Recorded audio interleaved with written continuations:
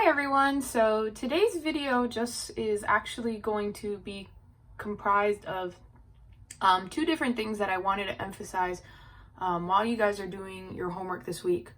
So this is the first page that I'm going to show you right now are just quick tips on writing proofs, and these are for lessons 4.4 and 4.5. Now, some of you that attended Math Lab have already seen this, but please do not turn off this video. Because there's still a little bit more stuff that may help you with homework 4.5, and you'll see that in a bit. But first off, I want to start off by giving out the tips for proofs for anybody that doesn't know. If we have a difficult time determining how to write proofs, in this particular lesson, the whole thing of what we're doing here is we're trying to say how two triangles are congruent. And obviously they give you a given statement, and we should write out the given statement. I left it blank though.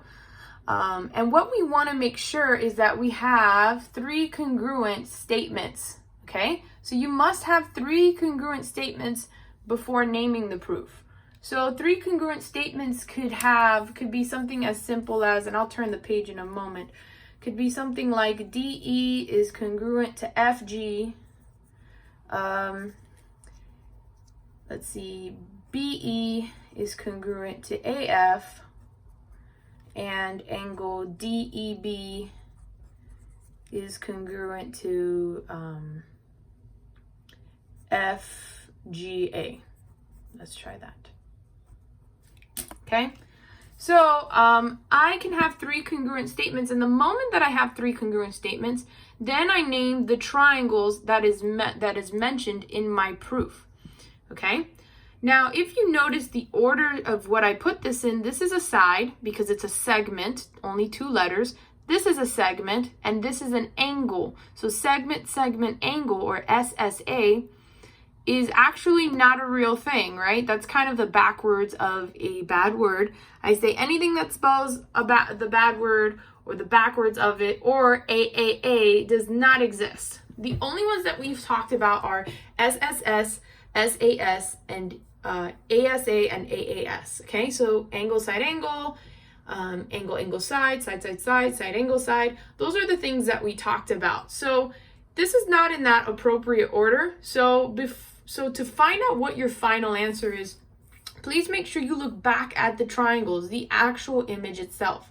Okay, you need to look back, and from there determine if it's SSS, SAS, ASA, or AAS. You kind of have to pay attention to kind of where the markings of each of these angles and sides are at. So one of the things that you should be noticing, by the way, is that these first two are in lesson 4.4, and these next two are in lesson 4.5, okay? So when you're doing your proofs on your homework, okay, 4.4, the final answer should either be SSS or SAS, and for homework 4.5, it should be ASA or AAS. All right, so that's the first part. Now, here's the next important thing. Why is the given so important? Sometimes the given actually helps you determine how to find some sides and how to find angles. One of the ways that you can tell if you can find sides is they'll say words like midpoint, or they'll say bisect a line, okay? So whenever you see either one of these words, that means it's telling you that somewhere in that image that you're looking at, there's congruent sides, okay? Now for angles, if you see words like parallel, perpendicular, or bisects an angle, right, then they're obviously asking you to find the two angles that are congruent, all right?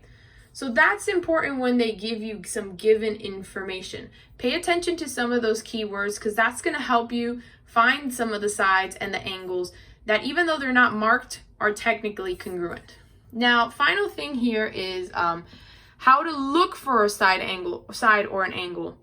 Sometimes in the image, you can just automatically tell, or maybe with the image and the given information, right, you can be able to determine some sides and some angles that are congruent.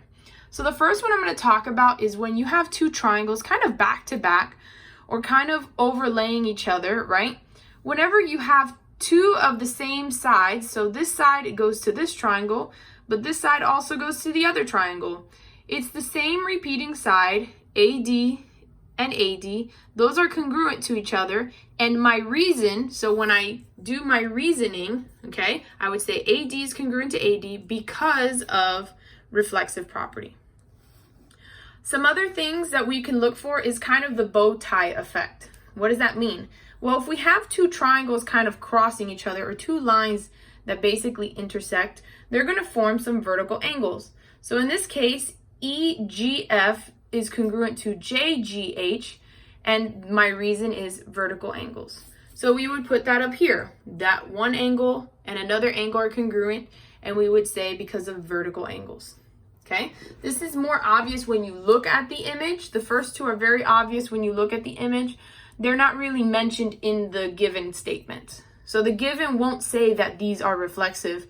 They want you to look at the image and already know those are reflexive. Now, the last thing I want to mention to you is this is kind of a mixture of given and looking at the image. You will notice sometimes in images they'll give you arrows. Those arrows do not mean congruent. They just most probably mean parallel.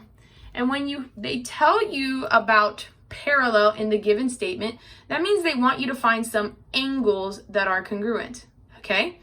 So basically, majority throughout this homework, when you notice you have two parallel lines, you're going to have the line that cuts through, which is called a transversal. Okay? And basically they're going to create these two angles, right, which are alternate to each other, and not only alternate, but they're within those parallel lines. So we know that angle KLN is congruent to angle MNL. Okay, so let me fix that, everybody. I'm gonna just put an arrow switch. MNL, okay, my bad, MNL.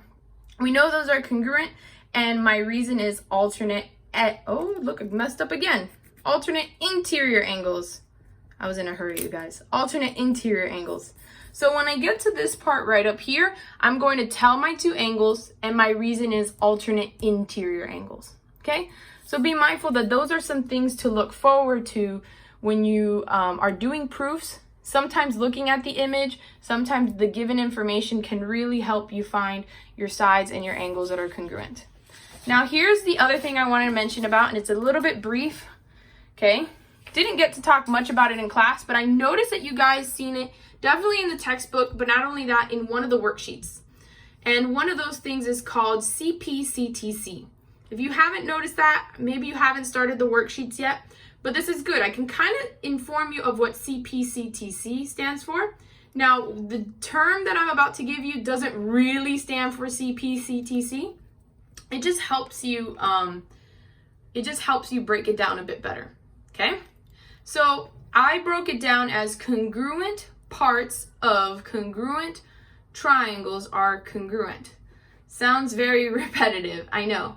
But basically saying that when we have congruent parts of a triangle, right, that makes the whole triangle congruent, meaning that every side and every angle is congruent. I'll repeat that one more time. When they give us congruent parts, right, to a triangle, right, then we can determine that the triangle is congruent. That means that every side and every angle is congruent. So what do you mean, Mrs. Elliott? Give me an example. So sometimes they might already tell you that two triangles are already congruent, right?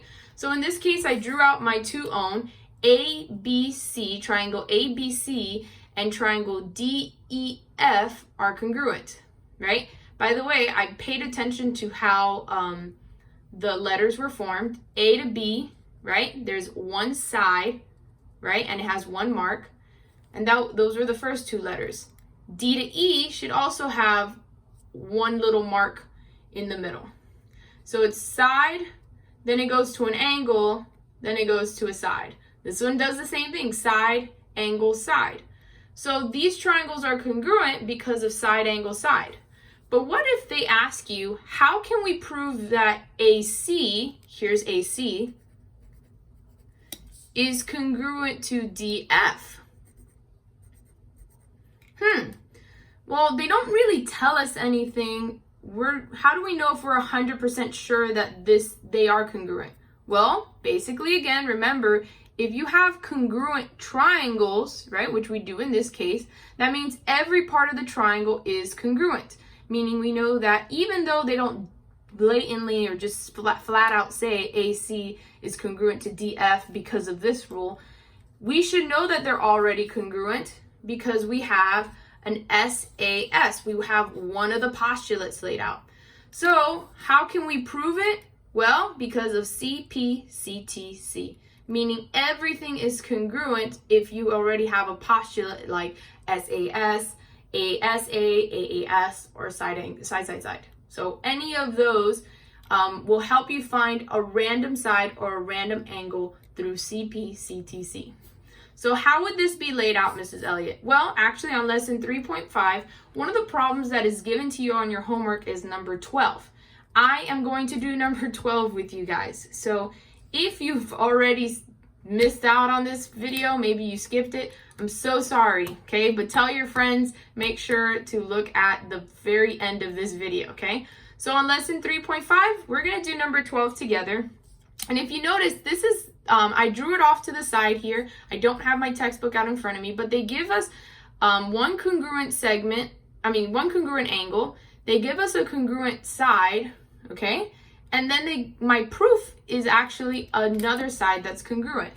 Now this is odd compared to most of the problems you're going to see on your homework, because what we're used to is at the end, my proof should always be two triangles that are congruent. That's what my proof should say. However, my proof here is just saying that some more sides are congruent. I don't really care about that. By the way, let's see, where is VR and SR? So this is VR and SR is over here. We don't really know much about it.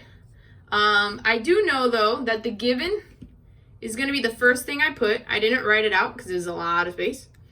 And then I know my bottom is going to be the proof, okay? So what I need to do is I need to find out another item just by looking at the image. So look at the image, okay? I need to find one other thing, whether it's a pair of angles or a pair of sides that I know are congruent that's not mentioned anywhere here. So if we take a look very carefully, this is kind of giving off the bow tie effects. I mentioned it on the first piece of paper that I showed you, right? Whenever I have the bow tie effect, I know that I have two angles that are across from each other, right? Those angles are congruent, right? So I'm going to write here angle 1 and angle 2. So angle 1 is congruent to angle 2.